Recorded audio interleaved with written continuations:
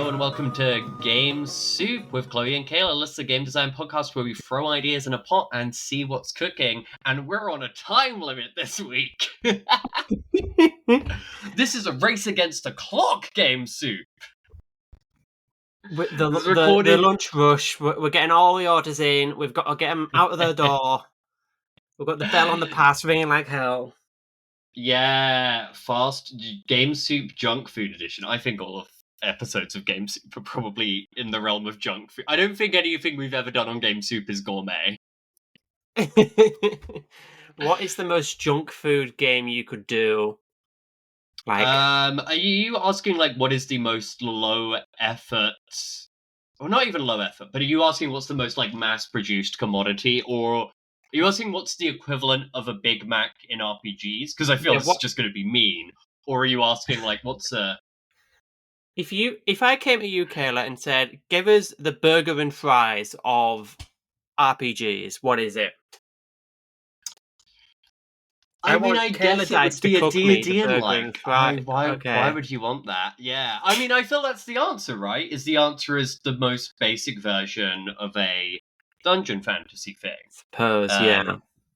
I feel that's why I was that's where the metaphor would go, unless you had another take on fast food. But no, I was just saying, this episode, we've got a tighter deadline than usual, so this might be a bit of a mini episode. Yeah. And then over the next 2 weeks, we're going to have some pre-records because we're just going to do we're going to do a few short ones because Kayla's going on bloody holiday. Something like that. So this is our last time for a while to do a catch-up with how have you been? How's your week been? Good. It's been bloody mental at work because summer holidays have started, so there's a million movies coming out. Summer holidays in the middle of Superman season? That is rough. Superman's not been too bad. Well, Superman first day was bad. Fantastic Four came out today, and that wasn't so bad, which is surprising to me. But we had a staff screening of it last night, and I'm honestly not a big fan of the Fantastic Four film. So I've heard broadly mixed reviews, as much as it seemed like people broadly wanted it to be the thing that turns around the MCU decline perception. I probably won't watch it, but I did watch Superman. I enjoyed Superman. Superman is much better. Yeah. Superman rocks. If you only see one movie this summer, see Superman. If you only see one movie this summer, go see The People's Joker. Have you seen The People's Joker? I haven't. You have not? Okay. We've already talked about People's Joker on here before. I was going to say, talking about Superman, the problem is, even though we both saw Superman and enjoyed it, I feel if we were to go, okay, what's the game equivalent of Superman? Is that Jeff Stormer already wrote that game? It's Anyone Can Wear the Mask, and we're not going to improve on that. If I was going to do a Superman game, I would do it. Superman is a GM character, and you play all the guys around him. Like you play as the Lois and the Jimmy Olsen, and you try to figure out where you fit into Superman's life. I do feel like sometimes we pitch this on this episode, on the show things, where it's like, oh, what if the main big character is the GM figure? And I get the impulse, but I do feel it is a hard game to pitch when you're to play to people, to be like, hey, do you want to play a game where I, the GM, will play the most interesting character and you will play the supporting cast? Well, it's like, okay, the Doctor Who RPGs that do exist, the Doctor is a player character, so maybe you could have Superman is a player character, but then someone has to be taking a lot more of the narrative thrust than other people, but then you don't just want to have a big superhero team-up thing, so... I get so this is why I was like, if you were trying to make a game that is the Superman movie, I'd say, it is already Anyone Can Wear the Mask, where that specifically got the thing of an interplay between hero and a city, all of these more sort of episodic scenes, the ability to expand supporting cast. And have you read Anyone Can Wear the Mask? I haven't. I'd really recommend it. I based my own game about universal horror monsters on Anywhere Can Wear the Mask. But the way it works is one player is the city, one player is the hero, one is the villain. Right. And it's like the city's kind of the GM, but they're not fully the GM. Because also dice are only getting rolled by the villain. And yeah, I think, the city draws cards and expands itself and defines places and scenes. Yeah. The villain is the one who gets to roll dice, and then the hero is more about like the reactions, because like they've sort of got these guarantees. I'm not as explaining this thing well, but there that works because it split those things. I was going to then also say, like, if you wanted a game where it was like, oh, what if you're really trying to do a Clark collects game? And then I was like, we've already done that on this podcast. That's Nemesis Retribution. Yeah, you made that. You can buy it now at ratwave.com. It's not the website. No, it's ratwave.uk, would take you to my overarching site. If you go to ratwave.square.site before the 31st of July, you can make an order for things. But the shop's going to be closed down for the month of August. Yeah, so getting quick. I have a pitch.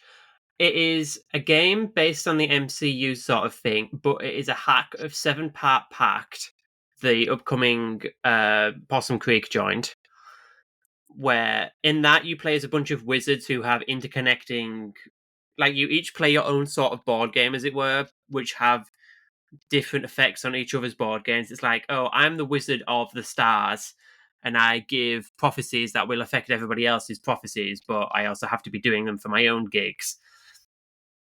So I'm thinking, you're saying that as people are their own superheroes having their own games, and the things affect the crossover. Yeah, everyone's different superheroes. So you have like a Doctor Strange magic guy who deals with all the magic stuff, but then you have like super scientists and like street level heroes and stuff. And it's like, if they aren't all on their shit, then the magic maybe gets out of hand, or maybe one of the street level guys gets into magic, so you have to work together.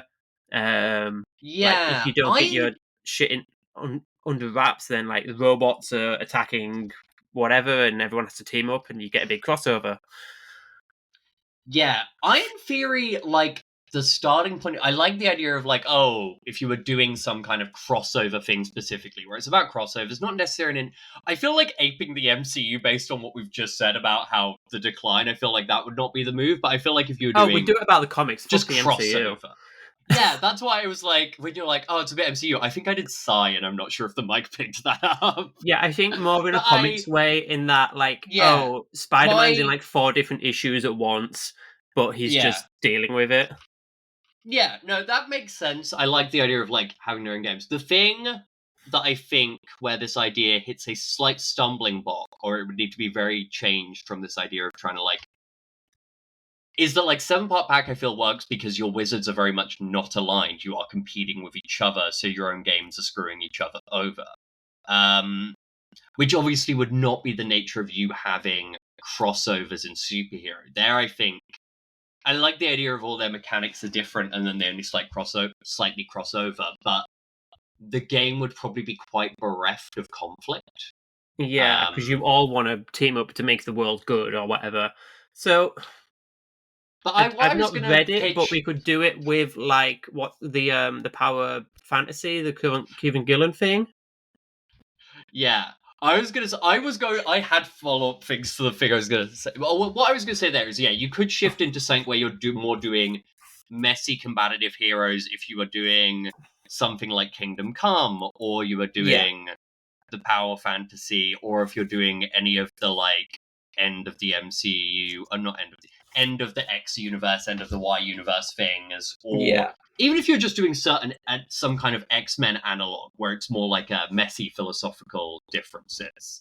But I just think it's slightly far away from the original kind of superhero thing. But this was raising a point, because we talked before about where I'd said I didn't want to do superhero ideas because I felt like superhero fatigue was real.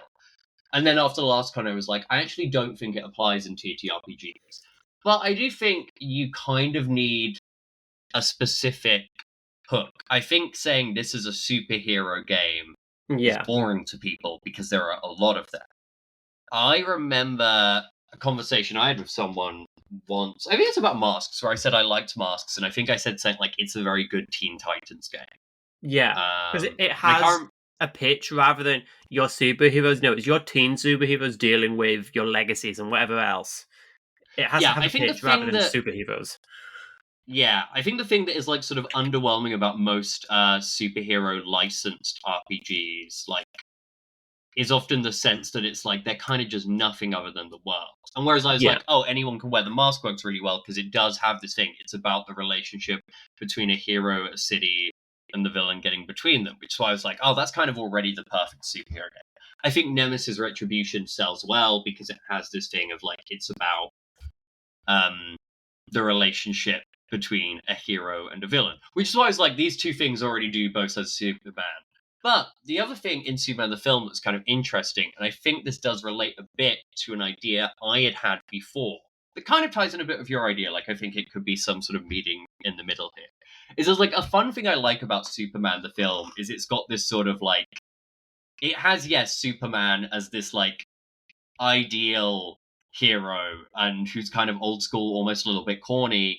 And then as well as like the outright villain who is trying to attack him, there's also in between these sort of like a slightly corporatized, more, less clean cut heroes who also over the course of the film get a bit more inspired by him to be more straightforwardly heroic rather than just celebrities.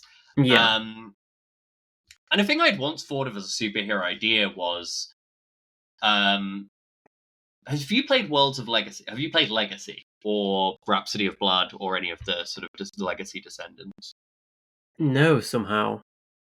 Oh, so yeah, that's like Legacy, which I'd read in full a while back, but I've not read Rhapsody of Blood, I should say.